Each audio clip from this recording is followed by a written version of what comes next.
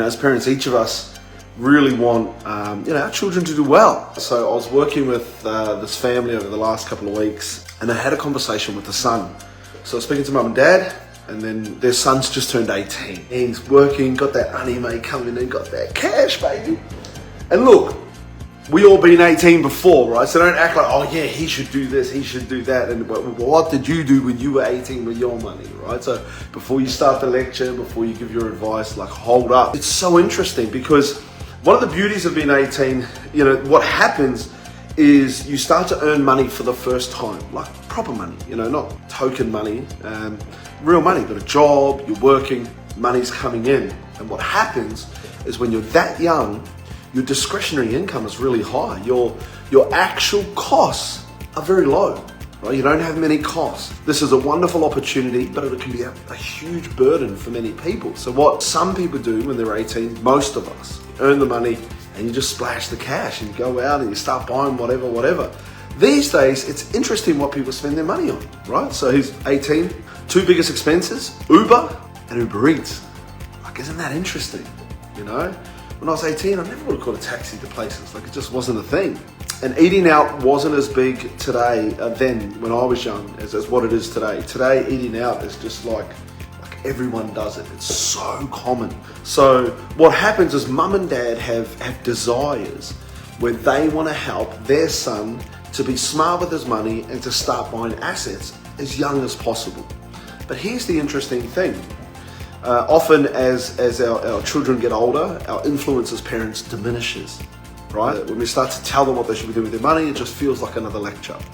And so here's the powerful point of having a mentor. Because this family is wise, they're a part of Teach Me About Property, I was able to have a one-on-one session with them. It's judgment-free. Our children can be on guard when they're around us because they're worried about how we're going to react. But me and him, we just have the conversation. And what I discover, he says to me, oh, I saved before, but after I saved a bit of money, I didn't really know what I was saving for, so I kind of just spent the money. So the first one, and one of the most valuable pieces, is direction. So as the mentor, I'm able to provide direction. So what's happening is he's just spending his cash because he's got the cash, right? He doesn't live a lavish lifestyle, but it's easy to spend money when money doesn't have a purpose. So what happens is he gets direction, and from the direction, he switches on the hustle. And this is what we want from our children when they're 18. What we want is we want them to be making wise decisions. Having that third party come in. So mum and dad, they've purchased their first property. They got some really good equity in that property up in Queensland. They're in the process of securing their second property. They were at the summit. They flew down from Queensland.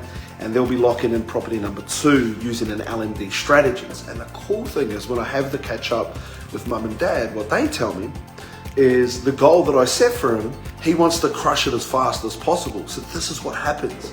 And this is what I want you to understand. When we're young, the kids, we can have hustle which is geared towards spending, right?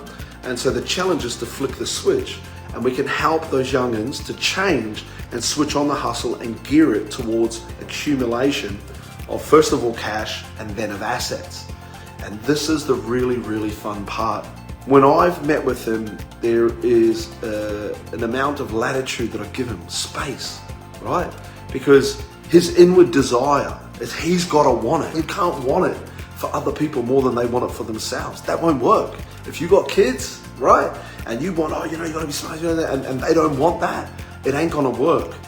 You got to learn to turn on the fire, light the fire inside them. Then it's an inward desire, right? It's what they want, and when they want it, they'll move towards it with speed. And that's what we're about to see. So I can't wait to kind of update you guys on where this family's at, where they're going. And this is what we talk about when we talk about two things, right? So we talk about multi-generational change, right? We talk about when the parents own property, the children own property, and the grandchildren will own property, right? So that multi-generational change. But what we also talk about is a change life changes lives, right? So when your mum and dad, you can't just lecture them, you got to go do it. They got to see you doing it, and then you have to give them, listen up, you have to give them the freedom to make the mistakes that you made, right? You have to give them the freedom to try things, so then they go, oh, you know what? I should have listened to you, here's what I'm gonna do. You have to give them that freedom of expression. Then they become more receptive, right? If you're just forcing them to do the things you want them to do, there is no inward desire. It's your desire. And your desire leaves when you leave the room, right? So what we're trying to do to change lives for the next generation, we're trying to light that inner desire. So then they have their thoughts change, their behaviors change, their outcomes change. The way they speak change, everything changes, guys.